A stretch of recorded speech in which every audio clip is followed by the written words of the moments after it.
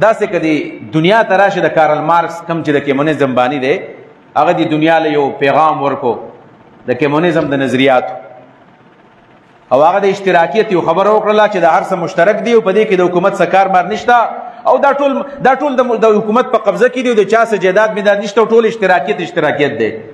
دغه په ژوند کې دا نظام کامیاب نه شو دغه نه پس دغه شاګرد لینن راغی او حتی چې اوس دغه په نظریاتو خلک روان دی او دغه په ژوند کې دا نظام نه کامیاب شوی نبی علیه الصلاة والسلام واحد شخصیت دی دغه په ژوند کې دغه چې کم نظریه وه کم پیغام و کم میشن و کم میسیج و دغه په ژوند کې هغه کمپلیټ شو او دغه په خوله مبارکه باندې دا الفاظ چې الیوم اکملت لکم دینکم دا څومره د خوشحالۍ ورځ به دا چې کله نازل شو نو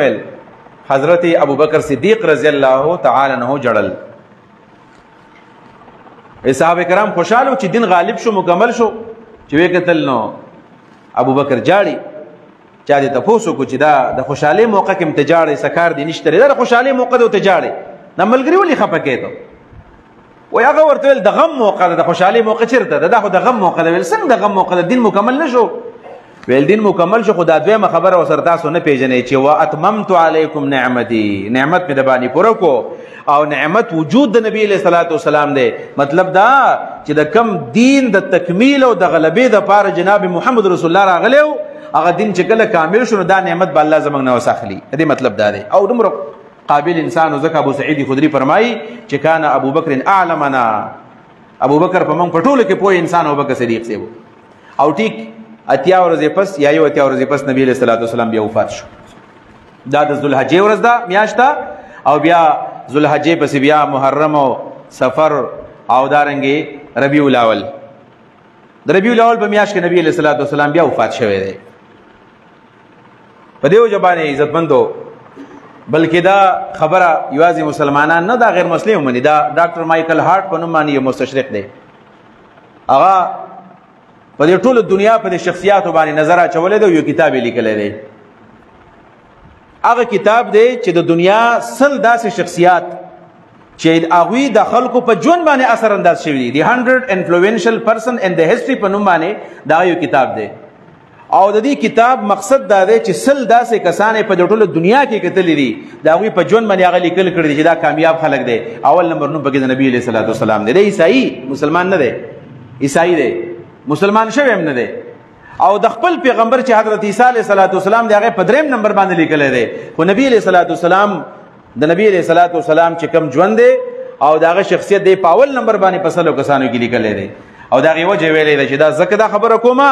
اول نمبر یې موله ځکه ورکړی دی دا د دنیا واحد سړی دی چې کم میشن یې دنیا له ورکړی نو په خپل ژوند کې هغه کمپلیټ کړی دی بیا هغې نه پس تللی دی واحد دا یو شخصیت دی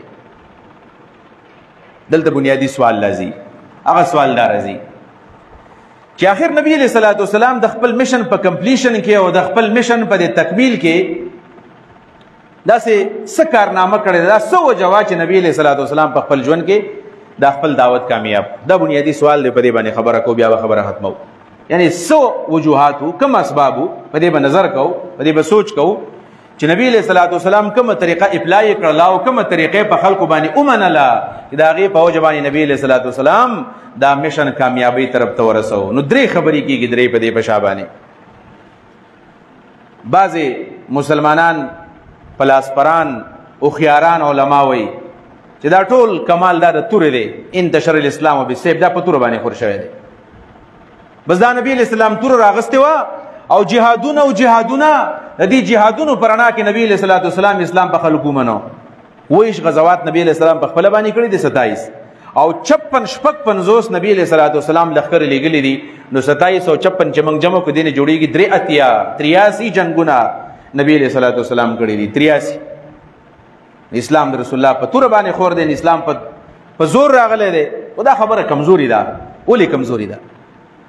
دا مطلب نه دی چې نبی علیہ السلام جهاد نه دی کړی دا خو بیا د غیر مسلمو او د مستشرقینو هغه اعتراض په ځای باندې شو چې اسلام په زور باندې خلکو منلی شوی دی څوک ته تیار نه و نه اسلام په زور چا نه دی قبول کړی اسلام په خو خلق قبول کړی دی البته جهاد ټیم په ټیم باندې د دې ضرورت و نو نبی علیہ الصلوۃ والسلام جهادونه کړی دي کله چې ظلم ختم کړی نبی علیہ الصلوۃ والسلام د ظلم د خاتمې لپاره جهاد شوی دی خو په تاریخ کې یو داسې ثبوت نشته ګوره یاد ساتئ یو ثبوت داسې یو سنگل ثبوت نشته چې نبی علیہ الصلوۃ والسلام پچا په زور اسلام قبول کړی داسې نشته دی چیرته داسې نشته دا ټیم کم د جزاغه مثالونه وېما نبی علیہ السلام خودم احتیاط کړی د حضرت ماعز قضیه ماعز چې کوم راځي یو مسله راغلی و چې هغه باندې نبی علیہ الصلوۃ والسلام حد قائم او حد سلور اعترافونه په ځان باندې وکړل چې زمانه دا قسمه غلطي شوې ده نو حضرت ماعز په خپل باندې اعتراف جرم کوي فرد جرم دی او په عدالت کې د نبی علیہ الصلوۃ والسلام رسول الله وته نو چاله سلور زله اعتراف کړ دی وېسه یو دا پکانو باندې ولې نبی علیہ الصلوۃ والسلام ورته وی نه بدی کړی دا چل بدی کړی دا چل بدی کړی دا بدی کړی او نه زمانه غلطي شوې ده په اخر کې ته شراب خود نه دي سکلی چرته په نشه کې خونه کې چرته ته په نشه کې د خلین د خبرې خيږي اشربت الخمر و رسول الله ما شربت الخمر شراب اسکلی نه دي نو صحابه ته استنهکوه دا خلو له بوې کوي کې دي شد نه یې شراب اسکلی او دا په نشه کې نو صحابه کرامو چې خپل بوې کړل د الله رسول شراب نه دي اسکل هغه نه پس تب جا کې نبی صلی الله علیه وسلم بل دا بوزي او دا اوس پکانو باندې ولې نو احتیاط شوی دی دا بعضی معقول برس خلق دا مسلمانان په دې نوستو کې او خاص کر بیا چې په د ملک نه بار چرته لال شي په انګلند کې په امریکا کې سبق وای نو هغه چې راشم د اعتراض کې دا اسلام یاره په زور باندې خلق منل شوی دی چا باندې په زور چا منل دی څوک دا ثبوت خودلې شي دا يهودو نسوارا دي موږ ته یو کس وخی چې نبی له سلام په زور په اسلام راوړ یو کس څوک پیدا کی دا څه خبره غلطه ده دویم سوچدار چې دا په دعوت او تبلیغ د اسلام پر شوی دی بس دعوت او تبلیغ څه ته وي قران خلکو ته رسول یو دعوت تبلیغ اوس د موجوده زمانه کې دی چې خلک سیروزه لګي او چلې لګي دا یو طریقه ده خدا د اسلام عین تصور نه دی یو جایز طریقه ده که څوک تبلیغ کوي نو جایز دی خو ټول دین خو نه دی چې ټول دین هم دا دی نبی علیہ الصلوۃ والسلام دین چې کوم تبلیغ د قران کریم تبلیغ کړو یا ایها الرسول بلغ ما انزل الیک ټول قران خلکو ته ورسوا نو یو دویم سوچدار چې نبی علیہ السلام تبلیغ وکړو او نبی علیہ السلام قران د دنیا ګډ ګډ ته ورسو په دې دعوت باندې او صحابه کرام ولېګل په دې دعوت او تبلیغ باندې اسلام د دنیا ګډ ګډ ته ورسېدو یو دا سوچ دی دا سوچم ټیک دی څه غلط نه دی نبی علیہ الصلوۃ والسلام یقینا چې اسلام دعوت او تبلیغ او نبی علیہ السلام د قران پیغام د دنیا ګډ ګډ ته ولېګو صحابه کرام ولېګل اسلام په جهاد باندې یقینا خور شوی دی اسلام په دعوت باندې خور شوی دی دا دوه نظریات غلط نه دي دا دوه نظریات صحیح نظریات دي البته دریم شی چې کوم بنیادی دی هغه دا دی چې د اسلام انتشار او اسلام چې خور شوی دی نو دا د رسول الله صلی الله علیه وسلم په اخلاق باندې او د نبی علیہ الصلوۃ والسلام په کردار باندې خور شوی دی زما د خپل مطالعه نه چول چې زوی ما چې سمر سره کتلی دي د اسلام په انتشار کې بنیاد د کردار دا د رسول الله اخلاق او کردار دعوت تبلیغ یقینا نو د دعوت تبلیغ نه بغیر خو نه کېدله خدا د نبی علیہ السلام بهترین کردار او اخلاق چې رسول الله صلی الله علیه وسلم په ټول ژوند کې د ځان د پاره چرته بدل نه واغسته